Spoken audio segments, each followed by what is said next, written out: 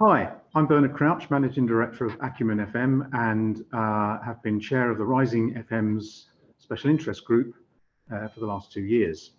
Today I'm joined by Amy Williamson, who's the Asset and Compliance Manager at Sodexo, and together we'll be interviewing Gavin Payne, Director of Engineering and Baggage at Heathrow Airport. Gavin, would you just like to do a brief introduction? Payne, I've been Director of Engineering and Baggage for the last 2 years. And spent my whole career working at both Heathrow and Gatwick. And hopefully today, as we unpack a bit more information around my career journey and Kelly's journey, we can help you and those people on the call listening in today. So I'll share a bit more as we go through the call later, Bernard. Thank you. And also Kelly Stone, Head of Airside and Infrastructure Engineering at Heathrow Airport. And again, Kelly, could you introduce yourself to us? Absolutely. Morning, Bernard and Amy. I'm Kelly Stone. I'm Head of Airside Infrastructure and Engineering at Heathrow. I too, like Gavin, have spent my entire career both with Gatwick and Heathrow Airport. We'll touch on some of that variety a little later, but I have a real passion for sharing great routes into FM as a career, particularly around apprenticeship schemes and how we can encourage our future and rising FMs to join this particular career path. Thank you. Okay, Gavin, first question for you. How did you find out about such a good opportunity, and what advice would you give to those who consider apprenticeship as a way to learn and develop their career in FM or any other role they aspire to be? Thank you, Amy. I think that when I reflect on when I joined and started my career, it was back in the 80s. So I think when I think about and reflect on the types of communication channels that were open back in the day, they were very different when you compare and contrast to what's available now. So for me, the types of things are, found out through some careers advice, found out through local advertising. But when I compare and contrast now to the types of things, social media, great media for finding out about apprenticeship schemes, a whole variety of different platforms, LinkedIn, great contacts through college or school. I know that Heathrow, we try to draw some really strong connections with the local community and local learning establishments just to promote sort of apprenticeship schemes. I think what attracted me to it, most of my family in some way, shape or form have been attracted towards aviation. I was the first person to dip my toe into engineering, and it was really the thought about making a difference at a place that is so incredibly vibrant and something different happens every day, and so diverse by the people that are there, but equally by just the breadth and scale of what you're getting involved in at an airport from an engineering point of view. So it's certainly been very kind to me, and it's certainly very much helped my career. But when I think about it, when I reflect back, those times I spent as an apprenticeship, getting a chance to just go and understand a whole variety of different types of engineering really stood me in good stead. So I'd really encourage anyone who's watching this video to be really curious and actually just spend time investing, understanding, getting to know the different business you might be in, because those types of things will really sort of help you as your career progresses. Okay, thank you. Thanks for that, Gavin. So the next question to Kelly. Kelly, what type of apprenticeship was it, and did you know what you wanted to do before the apprenticeship started? So I too was a child of the 80s, and regrettably back then I actually always wanted to be a policewoman. That's what my heart was set on as a young junior school student. But back then you had to be 5'6" to get into the police force, and it was broken to me by the school nurse I was never going to get to 5'6". But I had a real passion for science and hands-on activities when I was at school. I have some brilliant teachers who were really encouraging of that, and I loved woodwork, metalwork, plastic work, that design realization, also all the physics, chemistry, biology, the sciences were a real passion of mine. I got some great counselling that said, have you thought about going into engineering? I think if you're not actually in an engineering sphere or facilities management, actually understanding the breadth of that is really difficult to determine when you're in a school or a further education setting. the great stuff about an apprenticeship is obviously that gives you an opportunity to try embed yourself in the workforce and also continue with that sort of further education route to get the qualifications that underpin that formally. So that's what made me wanted to go into an apprenticeship rather than to go on to A levels, university and those other routes into those sorts of careers. So the apprenticeship was a 4-year apprenticeship. It was great because in the first year they took you off site and give you an insight into all underpinning skills. So that's mechanical, electrical, electronics, pneumatics, everything you could possibly imagine, because they can't expect you as a young person to understand what might be your forte, what really floats your boat. So they give you that underpinning. And the particular apprenticeship that we run is a modern advanced apprenticeship. That's the way it has always been at both of at all airport sites, the former BAA sites, so Gatwick as well as Stansted and Heathrow. Even though we've diverged, we still run the same schemes, spending 3 years then on site, rotating around all those great different sections. So I knew I wanted to do something exciting. I've been lucky enough to visit Gatwick as part of a scheme for young students who are interested in what wasn't referred to as STEM subjects back then, but STEM subjects. It was a week's proposition of spending time at the airport. And I've got to be honest with you, I was absolutely sold. There's nothing more exciting really to be involved and to be able to see behind the curtain of exactly what makes an airport work. Wow. Thanks for that, Kelly. The journey. Amy? Yeah, okay.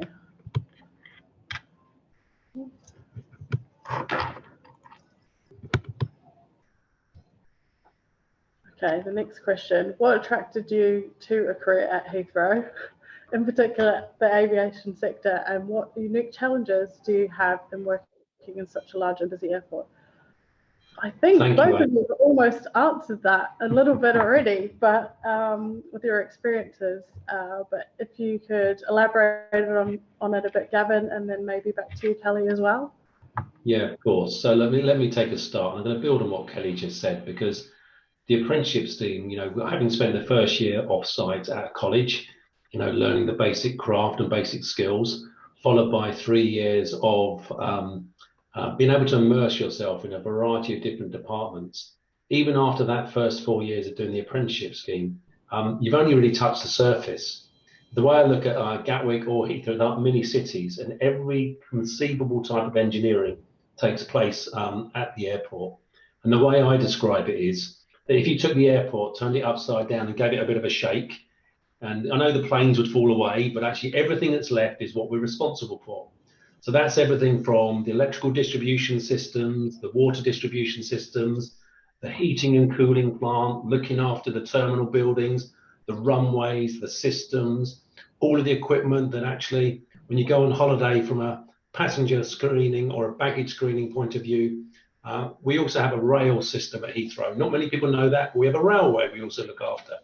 So for me, what really attracted to the career was the sheer scale, the complexity, the diversity, and the opportunity. I think, as Kelly said, is, you know, when you start your journey here, you're not really sure what bit you're going to be interested in. Is it electrical? Is it mechanical? Is it civils engineering? For me and my role, and I think this is where my role and Kelly's role slightly deviated, is I took a passion around leading engineering teams. So I became more of a generalist and started to lead larger teams. So it was that ability to be able to lead large teams and see a massive difference. So the way I describe our role is keeping everyone safe and, quite simply, making sure everything works when it needs to. So if you're interested in science or maths or something, or, you know, really curious at mind around what makes something work, airports are fantastic places to be able to, I suppose, want to go service that is sort of in the need around a curiosity. And I think that even though we've gone through a really challenging time over the last 12 months, we've never been as busy as an engineering team. You know, some people sit there and think, well, you've not got any passengers or any planes. What have you been doing? And I would answer that saying we've been stewards and custodians of the 4 terminals, the 2 runways, and all the systems. Because when passengers do return, guess what? There'll be an expectation those systems simply work. So rather perversely, we've been busier than ever, just making sure that we are ready for recovery when that does return. So Kelly. Yeah, I would kind of reinforce that, I guess. Pandemic aside, I guess the exciting thing around aviation, it is a continuing growth sector. And whilst you could go into FM in a number of different areas, we are continuously building, refreshing, introducing new technologies. And those new technologies might be introduced through things that you could have never foreseen. Now, whether that's a pandemic, and if you think now we have the great UV robots going around cleaning and providing COVID safe environments. I look back at some of the regrettable terrorist incidents, so 9/11, Lockerbie, and the changes that made to security systems and super technology and, you know, body screening, cabin screening, all of that great stuff. And then when you look at what we just need to provide for a passenger to have a great experience, so we get scored on that passenger experience. So that front of house classic FM, you know, have we got great toilet facilities? Are they clean? Are they accessible? Is there enough of them? Is the building itself a great ambient environment in terms of temperature, cooling, heating? And everybody has a different view on what a great working temperature is in terms of what they might be doing at the time. If I take a member of staff who might be assisting with check-in, they might not be moving. I might have somebody in security who's continuously moving and frisking. So are we providing them with the right environment? And I think, honestly, it's very hard for me to relate just the enormity of scale and being able to cram all of those FM kind of disciplines into one site, and Heathrow and aviation really does that. And we genuinely, although we do have diaries and we have a plan for the day, we never know what challenges we might face on any given day when we come in. Thanks. Thank you. I have to say, working just across the road from the airport for the last 3 years, having never sat and watched it before, now if you watch it, so much does go on. It's amazing. It's something that, yeah, a lot of activity you would not expect to see. So you guys do a great job. Thank you. So, question for Gavin. How did the company assist you through your apprenticeship to ensure that you were receiving the right level of training and support? And were there any people in particular who gave you that extra bit of support and were a good person to reach out to? Thank you, Bernard. Look, that's you're taking me down memory alley now, because I have very fond memories of actually going through the apprenticeship scheme. And I remember when I'd left school. You know, you think you're sort of a bright-eyed and bushy-tailed and you know the world, but actually stepping into the workplace, it can sometimes be quite a scary place. So the first thing I'd say is, stepping into any apprenticeship scheme, you're surrounded by people who are going to support you. You're surrounded by a group of colleagues and peers who are going through the same experience as you know, so other apprentices. You're also got people who will work for that company. So I think about, for us, we'll have people within engineering who are responsible for managing and overseeing and providing support for the people going through the apprenticeship scheme, to make sure that they're there to answer the questions. Sometimes they can be technical questions, sometimes they can be pastoral questions around just how they're settling into their career and what it means for them.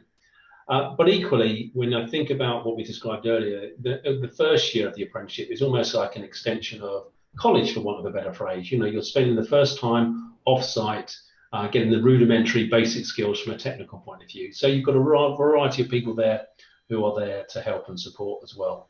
So if I think about Heathrow particularly, you know, Kelly and my team looks after, you know, it's got responsibility for the apprenticeship scheme from an engineering point of view. But we've also got a whole variety of people in our people team, our HR team, that are there to support with training and ongoing development. If I think about there's any people in particular that gave a bit of extra support, there's one lady that stands out for me, if I'm being honest with you, and it was a lady called Pam Linfield. I'm going to mention her name because she was the lady in the personnel team, as we called it at the time, in recruitment, that was actually the person responsible going out to recruit people to join the apprenticeship scheme. And actually, I can't quite believe it, I've only bumped into her about 3 weeks ago. And that is nearly, how long is that? 30 years on from when she started.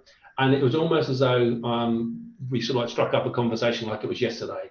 She remembered all the old names, she remembered what it was like. And actually, it sort of took me back in my career. And standing there in that moment, I felt like the apprentice again, where actually was there supporting you through you and really interested in how you're getting on with your career and the journey and anything else you could do to help and support. So I think when you step into these things, sometimes it can be a bit scary, but recognize that there'll be other people you'll be surrounded with going through the same experience. And there will be people in any organization, whether it's airports or any other factor from an FM point of view, who'll be there to help and support you on your journey.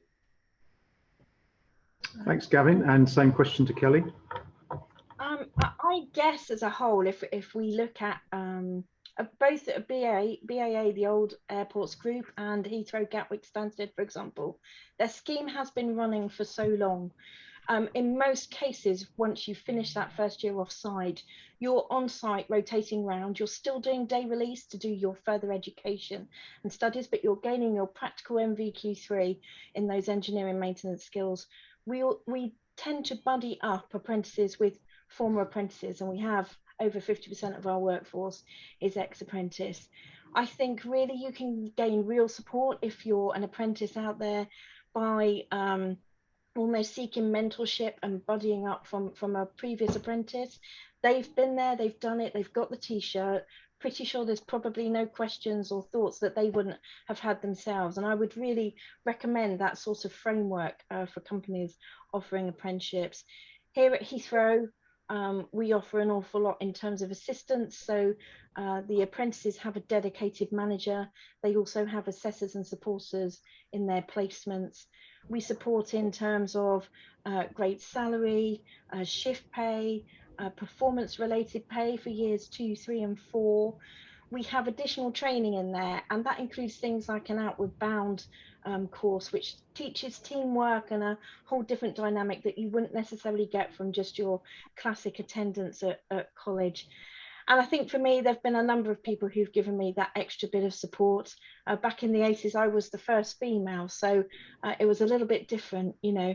Going to be sized for your uniform, being asked your collar size sounds quite horrific now, but literally we only had chaps in a male-based uniform. So there have been some great people who've supported me and never held me back. And the list would probably be too long to mention here on the call, but absolutely, apprenticeships are a brilliant insight, a great way to learn and create your craft. You're literally being paid to earn whilst you learn, so there's no student debt. In our case, 97% of our apprentices since 1977 have been offered a full-time role, and that's a pretty enormous success rate.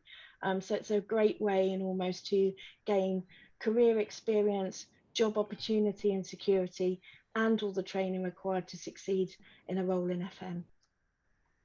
Kelly, that's very sort of topical. I have a female apprentice and I've been struggling to get size 4 safety boots for her, and there's quite a lead time on getting them, so I'm afraid some of those issues might not have quite gone away. But, yeah. So yeah. Amy. Okay. What advice would you give to those starting apprenticeships to ensure that they gain as much knowledge and training as they can benefit, to benefit their own careers within FM? I think you've almost answered that already, but if either of you would like to, maybe Gavin, if you can elaborate a bit more on the question. No problem whatsoever. And I know you're right, we have covered some of this ground, but I touched on it earlier, where when you're going through an apprenticeship scheme, whether it's a Heathrow or Gatwick or any other industry, what often happens, you rotate around different teams to build your portfolio of skill, to build the evidence towards your qualifications. And I would just say that I would encourage people to really just immerse themselves into that learning experience. Ask any and every question. As Kelly said earlier, the majority of people in the team we have at the moment are ex-apprentices. They've gone through that process. They are there to help. And often I find with people on the apprenticeship scheme, they're slightly reticent. They don't want to ask a question because it's one of those things where I don't want to look a bit silly. I can guarantee you many, many generations of people before you have asked exactly the same question. So be curious and ask the questions. I think when you talk about any organisation, so Kelly talked about the first year being off-site, the years 2, 3 and 4 being on-site rotating round. I think what I would encourage above and beyond that, there are often times and opportunities for apprentices to get involved in things outer side of the core scheme, maybe get a bit of a broader understanding around how the business operates. When I was an apprentice, we did a third and fourth year almost apprentice project where you're taken offline and you were given a business challenge, not a technical or an engineering challenge. And actually, it was great at the time. It was quite advanced in their thinking because you were given license to go and have a conversation with anyone you wanted to within the company to go and ask searching questions. But at the end of it, you had to present back to a group of different stakeholders from different business. And yes, it was extremely nerve-wracking, but actually by the same token, it built a different set of skills. It helped your organization skills, a bit about leadership skills, about communication skills. So I would encourage people, anyone doing an apprenticeship scheme, don't just focus about the opportunity of the core role. That's incredibly important. But think about where else you can get a broader business understanding. Because in my experience, if you can understand how the business you work within ticks and how it operates, it makes you a much better engineer or much better person in facilities management because you understand how what you do contributes towards the overall success of the business. So that curiosity I described earlier needs to go far broader than just the engineering element. I think that really helps set people up for success. Kelly, is there anything else you'd add? I think I was just going to add a little bit of kind of that wider piece if you were looking for apprenticeships in FM. As Gavin mentioned earlier, today with the internet, access to be able to do your research is far wider. I would say do your research. I know apprenticeships have had a bit of a bad rap in the past in terms of quality and delivery. If you look at the National Apprenticeship Scheme data, if you look for a scheme that may well be accredited by somebody like IWFM or IET, that would be really beneficial because you're then entering an apprenticeship with a company that has invested time in creating an accredited scheme and has got a history of success in that space. Gain as much knowledge and training as you can. Don't limit yourself. So most apprenticeships within FM can be of a particular duration. I would say just view that there will be a point in your career where you might want to move on, and it's always good to immerse yourself in further training. So there's your apprenticeship and then there's beyond. So don't set yourself with the task of thinking training will complete at the end of an apprenticeship and that is it. Your career can go to the absolute limit, but you definitely need to ensure that you continue to learn and grow as much as possible. Amy, may I add one more thing, actually, just reflecting on the question you asked? Because I think about when I compare and contrast Kelly and my journey on our apprenticeship scheme, I think the start of our career did differ slightly because as part of that apprenticeship first 3 or 4 years, you start to understand yourself a little bit better as well. You start to understand, well, actually, am I really interested in actually understanding a system down to real technical depth? So I love the technical elements, or actually I am more turned on by people and leading people. And I know that actually when I compare and contrast, it was the latter for me. I was involved in lots of technical things, but actually what I really loved was ending up leading people. So it's that almost like what I would encourage you to do, almost be patient with yourselves and actually start to understand more about yourself and about what your likes and dislikes are, what you love to do, and maybe what you don't like to do so much, because that would be quite a good weather vane when you think about your future career. Very true. It's never a straight line. There's always something that takes you off course. Thank you. Okay, thanks. So question to Kelly. Does Heathrow still offer an apprenticeship scheme, and how would anyone interested in joining the scheme be able to apply? What does the process look like for anyone interested in following your footsteps? And also, I'm just wondering if you've got any thoughts about how we can do better in the FM industry to attract people into apprenticeships. Oh, that's a good question on the end. In terms of do we still offer a scheme? Absolutely. So we have run the scheme every year without fail. The only year we haven't taken in a cohort was actually last year due to the pandemic. And the only reason for that being is that first year of off-site hands-on training is really key. And we looked at ways in which we could deliver that in a COVID safe way, and we just couldn't. And we didn't want to disbenefit anybody in going through our scheme on them missing out on that key kind of building block. So we absolutely do run the scheme. As I say, 50% of our entire workforce in engineering, and that's into the hundreds, are ex-apprentice and at all levels. So that's from technician and, as you can see, right up to director level in terms of Gavin. Our cohorts normally get recruited early on in the year, so we normally open up opportunities. Our website is a great place to keep an eye on, and our careers section on there. We normally recruit between the January and the March. We have no maximum age limit, and our minimum age limit is 16 because we're offering accredited further education. Anybody can apply. There are set criteria in terms of qualifications, and that's normally driven by the need for people to have an underpinning level of English and maths in order to go on to do the further education day release element. However, if you're somebody who's 16 or 18 and left school without the prerequisite requirements, please don't despair. What you can do is you can go on to college and do an MVQ foundation qualification in engineering that then means you might be able to apply at another point. We take people from all different interests. We've had people who've got to sort of mid-20s, even mid-30s, and decided that their career path wasn't what they wanted to do, and then we've welcomed them onto our apprenticeship scheme. So if you're interested in applying, please keep a close eye on that heathrow.com website.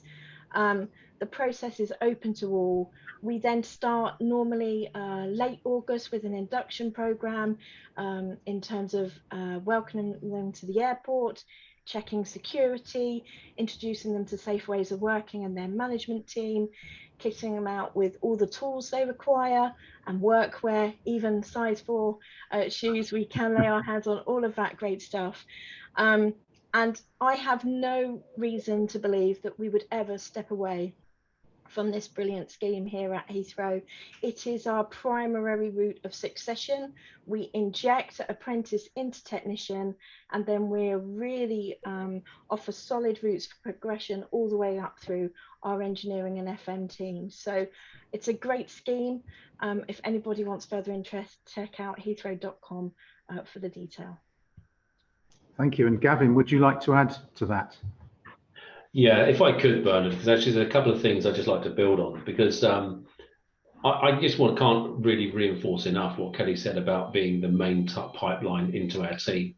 One of the things I'm passionate about is people who want to, because actually it's about how they can develop their careers. And apprentices into technicians, into duty engineers or first line management roles, and then their career thereafter is absolutely essential for me. One of the things I think is a real benefit of a technician, of an apprentice, is that you're not just learning your technical craft. When you consider the complexity of the Heathrow estate, actually just finding your space to a place where you can do the job we need you to do is a massive learning curve around that. And that's not just relevant to an airport, that's relevant to many, many businesses. So we often talk about the benefit of apprentices developing your own technical skills, but actually the investment is also in actually understanding the location, understanding the stakeholders, understanding the business. And I think that actually when you think about that as a process, I'm absolutely supportive of what Kelly said is, got no plans in any way, shape or form to stop the scheme. I'm absolutely really passionate about it. And I cannot reinforce enough that whole point around apprentices are the talent of the future. I really, really support. So no, there'll be lots of people who listen to this webcast, and I hope they are the future directors or FM directors or engineering directors of a whole variety of businesses out there, because the sky is the limit.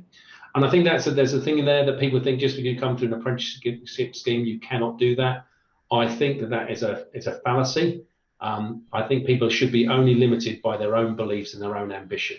And if they want to progress, and they want to develop their skills, then actually an apprentice is a fantastic route to start and is as good as any. Thanks. So enthusiastic about it. I love it. So can you tell me a bit about why you decided to stay at Heathrow and how your roles have developed after the apprenticeship and what a normal day looks like for you now? Perhaps Kelly, we'll start with you. Sure. Gosh, how long have we got? Clearly, I'm only in my mid-20s, but I've actually been with Heathrow and Gatwick for over 30 years. I joined as an apprentice, as I've already said, gives you that real great diverse underpinning in terms of skill set. I moved from Gatwick to Heathrow. We were just getting some new equipment into Heathrow that really kind of excited me, and Heathrow was slightly ahead of the curve. We were all one business then, so we would advertise roles at all of our 7 airport sites simultaneously. So I applied for a job at Heathrow. When I moved to Heathrow, I was an electronics technician, and I was working on the machine addressable ID system. So the ID cards that you see all of our staff wear, and the checkpoints and the control zones and the doors and the equipment that you see for those. And also the introduction of new cabin baggage screening, which was where we start to x-ray absolutely every single item that goes onto an aircraft, and whether that's checked into the cabin or into the hold. So that's why I worked initially when I moved to Heathrow. I love the apprenticeship scheme so much, I actually became the apprentice supervisor for a while. So I moved into the training team and managed and mentored a whole cohort of apprentices who now I either work for me or I work for at different levels across the business. And there's nothing more rewarding than that role, in all honesty. I was in a building with our mechanical product team at that point, and I got asked if I could caretake a team responsible for the water infrastructure at Heathrow. So we have huge reservoirs where we treat our stormwater, runoff water. We have the biggest private water distribution network in Western Europe. As you can imagine, our foul drainage is immense, and with all those huge runway tunnels, we have a big stormwater system to take that away as well. And then we obviously have to provide firefighting water for both an airfield and huge buildings full of people. So I joined that team as a caretaker role, having been quite a pure electrical electronics engineer up to that point, and loved it and realized mechanical was my thing. And I was supposed to be there for 3 months. 4 years later, they were still trying to get rid of me. It was fantastic. I then joined the T5 team, the mega build in early 2000, as almost like a technical guru and expert for water infrastructure. So T5 is actually built on the old Perry Oaks foul drainage Thames Waterworks. So there was a lot of pre-work before we could then get on and build, the biggest terminal infrastructure that the UK has ever seen. And that was a fantastic project. That project had tens of thousands of people on site every day, working safely on a whole host of different systems to deliver the new shiny set piece for Heathrow that is T5. And I worked on the T5 project right the way through to opening. And it just immense experience. So delivering a product that could be maintained in terms of facilities management, offered the next step up in terms of toilets and that passenger experience, but also could be maintained and stay in service for the availability that we need at Heathrow, which is effectively a 98% capacity operation in normal times. I then joined the Terminal 2 build program. That was completely different. We were trying to build a new terminal and a very small constraint between the old Terminal 1 and Terminal 3. And that was a completely different set of challenges, working with a new team, but taking what we'd learned on T5. Left from there to come back into operational engineering, so managing teams, and I actually rejoined the training and development team, running the entire training offering for engineering, including the apprenticeship scheme. See, I told you I couldn't resist running the apprentices and developing others. So I got tempted back by that because it was just an amazing opportunity. Loved that. Move into leading a team that runs estates for Heathrow. So when you think Heathrow as an outsider, you might think as being just the passenger and the 4 operational terminal buildings. We actually maintain another 290 buildings that make the rest of the airport work. And that's what estates look after. They look after that, the road network, traffic lights, car parks, all the facilities that underpin the operation of Heathrow, and importantly, control posts as well. Moved from there across to a role as a mechanical principal engineer. So I led the team of super gurus who work on providing the technical specification for mechanical equipment. And that's everything from lift escalators and passenger conveyors to air bridges. That's very technical, not such a large group of people, but very technically focused. And now into the role where I am, which is leading the airside team. And we're responsible for everything that's civils related. So all tarmac, pavement, concrete and buildings, runways, taxiways, airfield lighting, the guidance systems you see on the approach to the runway, the Heathrow Airport control tower, water services, so that team that look after that water infrastructure, and generation, so we have a district heating system to heat all the facilities at Heathrow. And most importantly, if you can heat something up, you also need to keep it cold, particularly data centers, etc. So I'm responsible for the cooling systems as well. And generally, no 2 days are the same. I've had training and development and support at all levels. And it just shows that you can come in as an apprentice and have a diverse career. If you'd asked me at 16 that I'd end up as a mechanical super guru at the UK's busiest airport, I probably would have said, yep, you've got the wrong idea about me. Never limit yourself, but I don't really have a normal day. So as I say, I have a diary. I have optimistic challenges that I set myself every day, but normally by about 8:30 we've got a phone call of a different challenge in those facilities that we need to address. But it's fantastic. I'm going to stop talking now and pass to Gavin. Okay, thank you. What a great journey. It's amazing. Thanks, Kelly. I think you're going to find, Amy, Bernard, that Kelly and I are going to find this quite cathartic, actually, and it's totally taken me down memory alley, and some of the things Kelly mentioned there sort of like take me back. So yeah, I finished my apprenticeship scheme. If I just talk about my career journey, then talk about a bit of a compare and contrast. My role was slightly differently. I did my apprenticeship in electrical and electronics with building controls.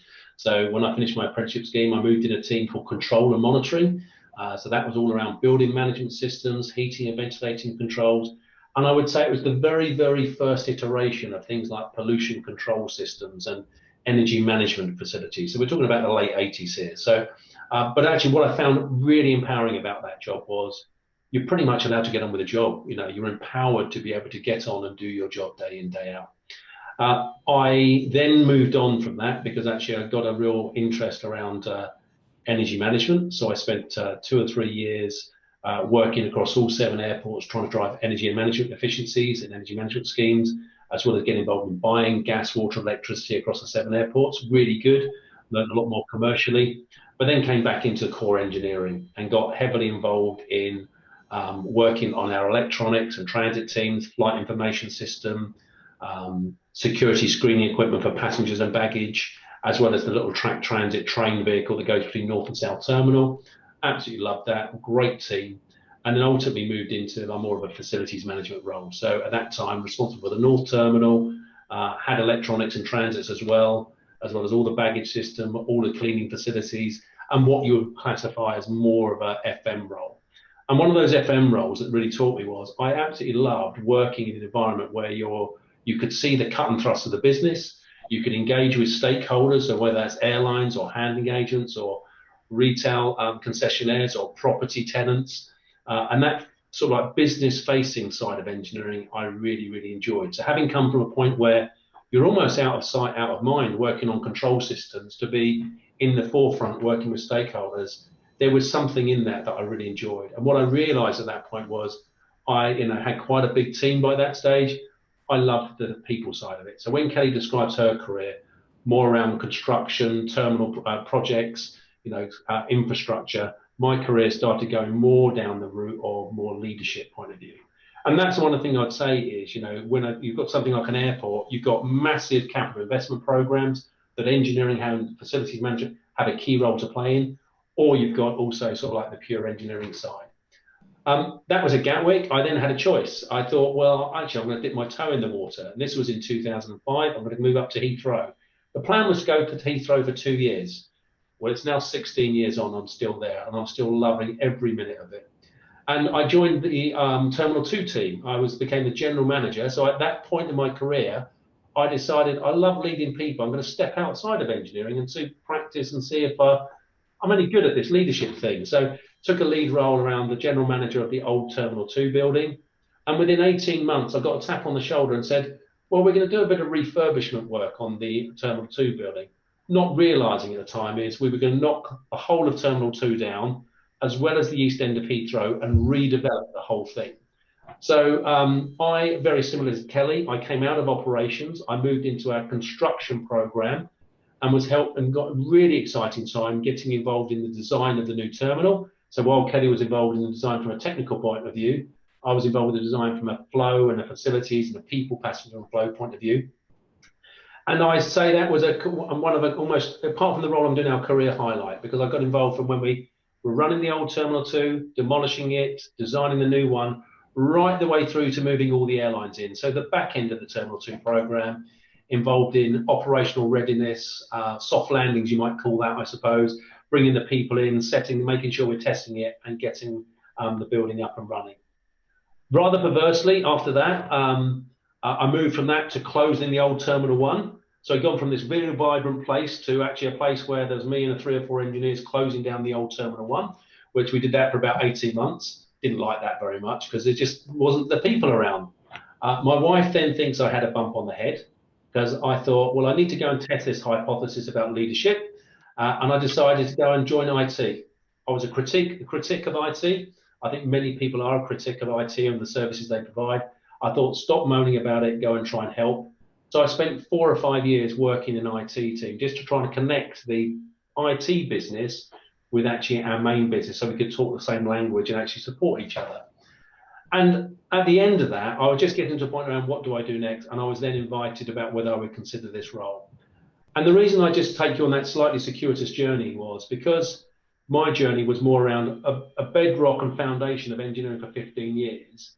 And then moving out of that into operations, moving out into capital development programs, moving to IT. If my career hadn't have taken that journey, I would never have been considered for this role because it actually gives you a breadth and understanding around the business. So what I would say, it feels like coming home. I absolutely love the role. So Kelly is a fantastic part of the team. I think about what's a normal day look like for me. Well, there's 5 other teams like Kelly described that I'm responsible for. We have a rail and baggage team. We have a Terminal 3 and 5 team. We have a Terminal 1, 2 and 3 team. And then we have a team of what I classify as the technical gurus, the chartered, very experienced, qualified as chartered engineers who are thinking about asset management life cycles, replacement, capital investment, technical standards. They plan the work, and then Kelly and some of her colleagues then deliver the work across the breadth of Heathrow. So what's a normal day like? Really don't have any idea because you're never quite sure what you're going to wake up to. But the way I described it to the team only yesterday, there's always something going on in one of the team. And actually our role is to make sure we seamlessly respond in a very calm and coherent way so we can get back to making sure, things work when they need to for our passengers and our airlines. So I absolutely love it. But actually, I think that just the compare and contrast for myself and Kelly, both started the same time within a year apart, both did exactly the same engineering apprenticeship, both did electronics, but it just shows you the diversity of where careers can take you. And the thing I would say to anyone who listens to this is, don't let anyone tell you can't.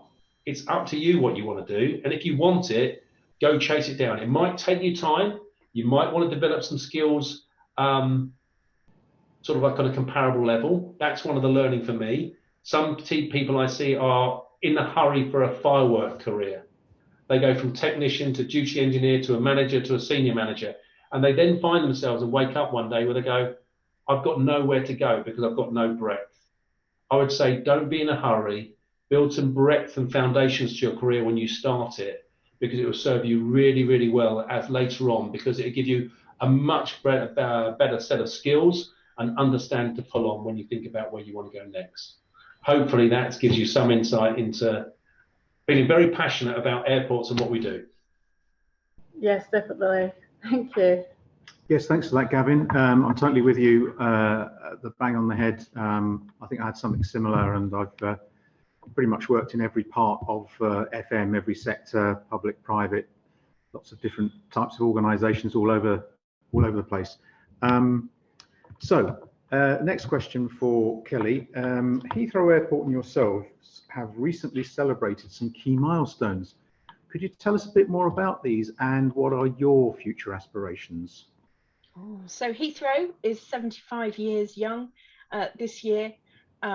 It's fantastic when we look back at some of the old pictures. The ones that really do it for me are when we look at the aerial shots and you look from the old RAF tented base to what Heathrow has morphed into. And that kind of really leaves me with a bit of a lump in my throat, actually. But I think one of the phenomenal challenges is quite often in FM or classic FM, you might have a facility and it reaches a life or asset end, and you step away and you either pull that entire facility down or you close it and completely refurb and reopen. At Heathrow, we're never allowed to close down. In fact, a lot of our team are almost like these secret ninja night warriors that come out after all the passengers have left at midnight and do a phenomenal amount of work in these magic hours between midnight and 5, and then suddenly everything's back on, the lights are on, the passengers are back in, and it's like nobody was ever there. And we've continued to build and invest billions into the airport and build new terminals and new facilities and indeed refurbish terminal buildings, while we still have to offer a full FM provision to the passengers and the customers and our stakeholders, which vary from everybody from border force and security and police to high value concessionaires like Harrods and Cartier. And that's incredible. It's so varying. So Heathrow over 75 years has continued to deliver a service, and that is entirely down to those hidden FM teams that you don't necessarily see when you as a passenger come through. Myself, I'm been with Heathrow now for 33 years as a company. I guess that's quite a milestone in and of itself. What are my future aspirations? I think I've learned over the last 30 years that nothing is set in stone. And when I've thought I've had a clear career path, or that I thought I knew where my next move in terms of job role would be, it certainly hasn't always been the case. As Gavin says, don't limit yourself. Always go for breadth and knowledge and excitement. If there's something out there that really excites you, if you've had a great career with a company or a particular team, but there's something external to that, then go. You can always come back. Never burn your bridges. Always leave on a great note and look to broaden your career and grow. My future aspirations, I love Heathrow. I'm not sure I'm ever going to leave, if I'm entirely honest. What we were looking at was expansion, the new Terminal 5X terminal building, and a whole host of different developments.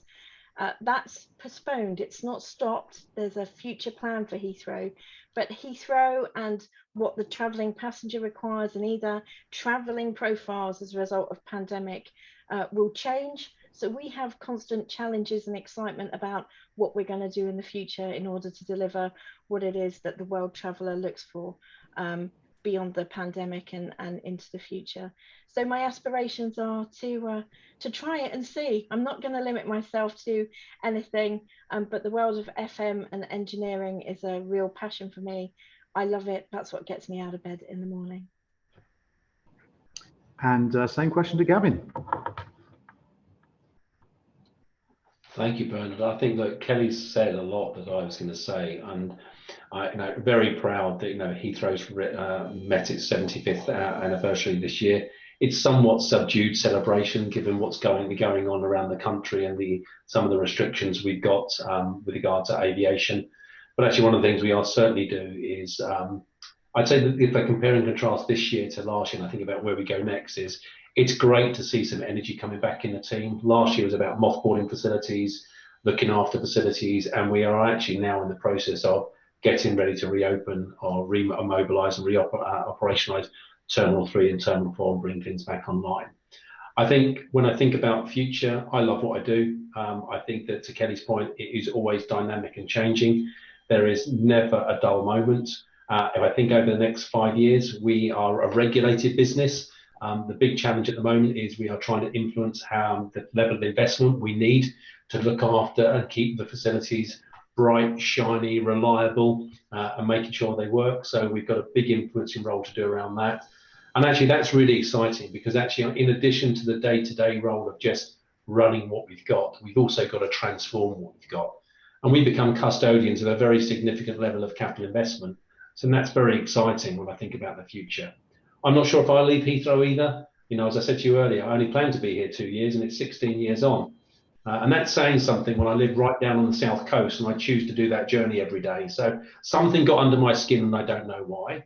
I think what I can see going forward is I think the lines between traditional FM and engineering and the lines between IT becoming more and more blurred.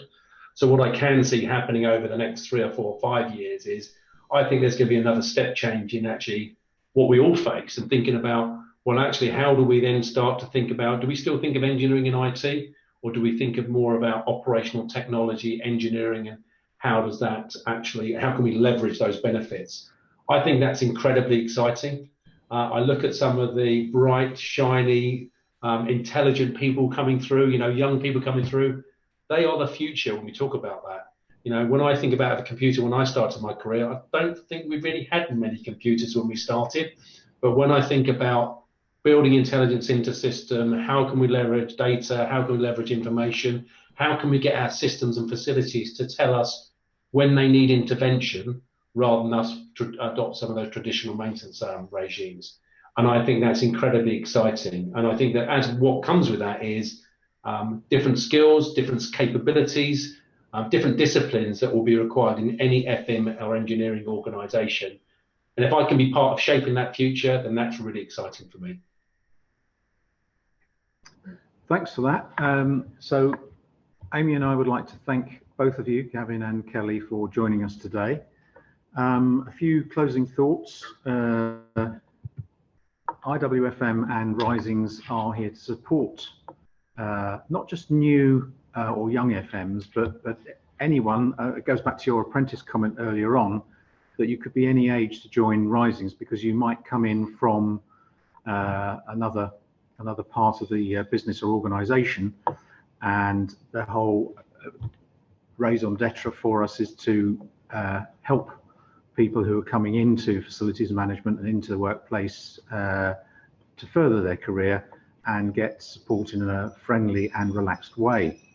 And the activities that we have, whether it's an online event or hopefully sometime soon this year, live events, are designed to focus on providing support for those starting out in their FM career. So we're here as the Rising Committee to provide support to our followers. So we ask anyone who is watching this to please get in touch and see what help we can provide you. Thank you. Okay, just some final slides. Just a reminder about the IWFM Insight Hub, where you can find content dedicated to FM, research reports, good practice guides, and guidance notes, plus more. Check it out on the website. Also, there's a dedicated COVID-19 resources page, which is available to all members of IWFM.